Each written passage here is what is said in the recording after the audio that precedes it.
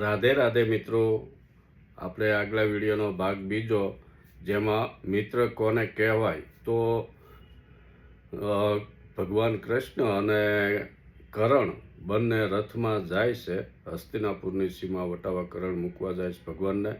તો એ વખતે ભગવાન કહે છે કરણને કે તું તારા મિત્ર દુર્યોધનનો સાથ છોડી દે અને પાંડવોની સાવણીમાં આવી જા, કારણ તું જ્યેષ્ઠ કુંતી પુત્ર છો, એટલે તું અહીંયા આવી જા. યુદ્ધ થવાનું છે એ ફાઇનલ છે, એટલે જીત પાંડવોની થશે. એટલે તને રાજગાદી ઉપર જ્યેષ્ઠ પુત્ર તું છો, એટલે રાજગાદી તને સોંપવામાં આવશે, રાજ્યાભિષેક તારો થશે. ધર્મરાજ તારો સંમત ઢોળશે, ગાદી ઉપર બેહે એટલે એનું સંમત ઢોળશે ધર્મરાજ. ભીમ તને પાદુકા પહેરાવશે.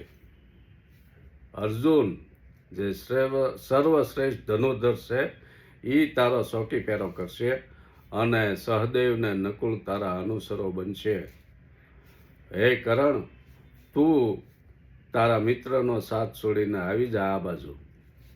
ત્યારે કરણ કહે છે ભગવાનને કે હું ધર્મરાજ જીતે કે દુર્યોધન જીતે એ મારે જોવાનું નથી. મારે તો દુર્યોધનની આ લડાઈ છે ને એમાં મારે લડવાનું છે. ગમે એ જીતે, મારે તો મારા મિત્રનું ઋણ અદા કરવાનું છે. સમ્રાટ બનેંગે ધર્મરાજ યા પાએગા કુરુ રાજ તાજ. લડના ભર મેરા કામ रहा दुर्योधन का संग्राम रहा.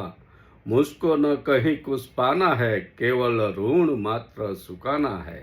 હું મારો જીવ આપી દઉં પણ મારા મિત્રની જીત થાય એ જ મારું કર્તવ્ય છે, એનું ઋણ અદા કરવાનું છે. મિત્રો, આ દુર્યોધનને કરણની મિત્રતા છે. એટલે મિત્ર એવો શોધવો કે ગમે એવી પોઝિશન આવે આપણો સાથ છોડે નહીં, અને આપણા એક હોકારે, જેમ અર્જુનને ભગવાન કૃષ્ણ બંને મિત્ર છે. જ્યારે જ્યારે અર્જુન યાદ કરે ભગવાન કૃષ્ણને, એટલે ભગવાન દ્વારકાથી દોડતા આવે અને પાંડવોને જે કાંઈ ભીડ પડી હોય ત્યારે એમનો સાથ આપે.